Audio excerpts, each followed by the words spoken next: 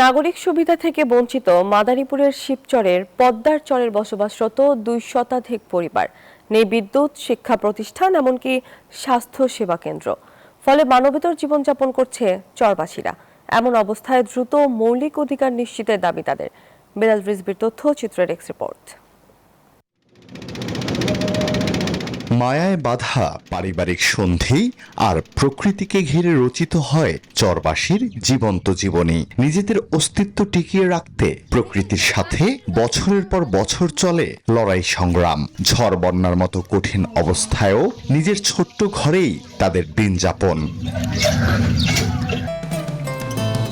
Bashundhara tissue অশুদ্ধতার বিরুদ্ধে এক বিন্দুও ছাড় নয়।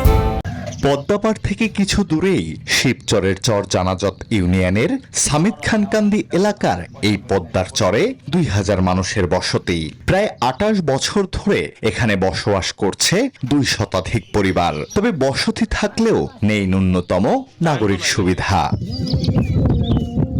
চরের মানুষের প্রধান জীবিকা কৃষিকাজ ও মাছ ধরা। উপজেলা সদরে যাওয়ার একমাত্র বাহন ইঞ্জিন চালিত নৌকা। রাস্তা চলাফেরাও করতে মানুষের অনেক কষ্ট হয়। দেখা যায় রাত বিরাত কেউ অসুস্থ হইলো, ডাক্তার তখন তারে নিয়ে যেতে রোডের ব্যবস্থা না থাকার কারণে অনেক কষ্ট হয়। যদি কাছে হাসপাতাল থাকতো, বাচ্চা কাচ্চা চিকিৎসা করানো যেত, একটা যদি মানুষ অসুস্থ থাকে তারা তার নিতে পারতাম। এদিকে সবচেয়ে বেশি ক্ষতিগ্রস্ত হচ্ছে শিশুরা। নেই শিক্ষার সুযোগ সুবিধা, ক্রমেই বাড়ছে নিরক্ষরতার হার, এমনকি নেই ন্যূনতম স্বাস্থ্য সুবিধাও। বিদ্যুৎ যেন চরের মানুষের জন্য আকাশ কুসুম কল্পনা। বিদ্যুৎ নাই, তো বিদ্যুৎ দিলে আমরা এখানে সুস্থ মতন থাকতে পারতাম।